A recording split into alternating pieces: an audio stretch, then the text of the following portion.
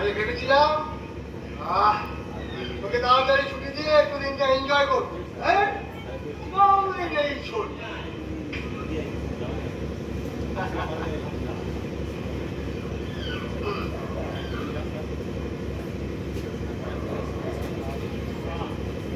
বলো ভাই কে কি বলবে?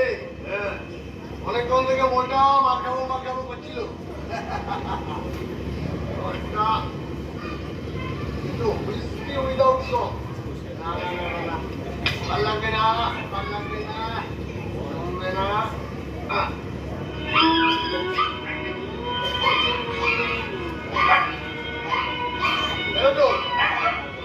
স্পেশাল চারটা বলা আমার বন্ধুরা শুধু মনের মতো গিফট করেনি, সাথে বই দিয়েছে বই, অনেক বই। রবীন্দ্রনাথ থেকে সুনীল সুভাষ, কাল থেকে আমার সময় কাটবে গান শুনে আর বই পড়ে, বুঝলি?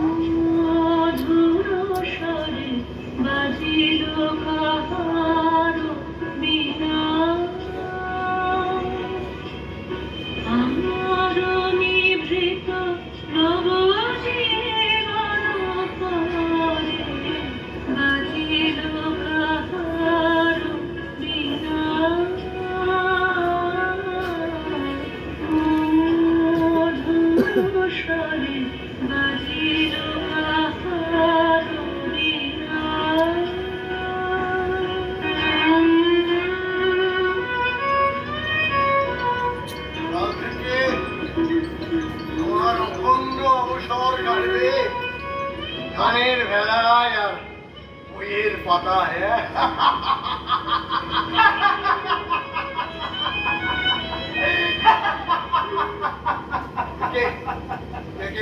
কেমন বিশ্বাস হাসছে কে?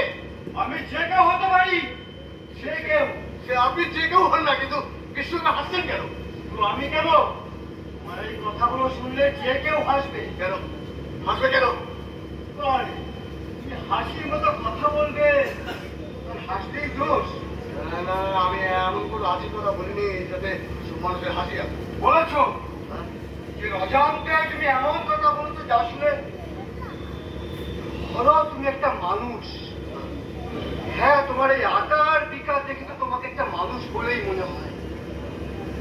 জীবনের এতগুলো বছর শুধু ঠান্ডায় করে গেছো আর নিজের জন্য গুছিয়েছো। আজ যা করেছো তার যে মাইনে পেয়েছো অনেক গুণ বেশি। কি বলতে চাইছেন কি আপনি? খেতে যাও না, খেতে যাও না। আচ্ছা, তোমার যা মেধা, তোমার যা কোয়ালিফিকেশন, তাতে করে ব্যাংকের চাকরিটা ঠিক সময় দিতে না গেলে কি করতেন? ফুটপাতে বসে ফল বেচতে। আচ্ছা, তুমি তাদের ব্যাংকে ম্যানেজারি করে প্রচুর মানুষ খেটেছো, দেখেছো প্রচুর মানুষের কষ্ট। তারপরেও আজ রিটায়ার করে মানুষের কোনো কাজে না রেখে ওই চেয়ারটাতে বসে ধ্যান দোলাতে গান শোনা আর রবীন্দ্রনাথ পড়ার স্বপ্ন দেখছো। এই দুটোর মোড়াই কি খারাপ পাচ্ছে? না, একদমই না। তোমার ওই মদ্যপানের চেয়ে অনেক বেশি। আচ্ছা ধরো, তুমি আগামী সরকার থেকে 25-30 হাজার টাকা পেনশন গেলে, তারপর ওই গ্র্যাচুইটি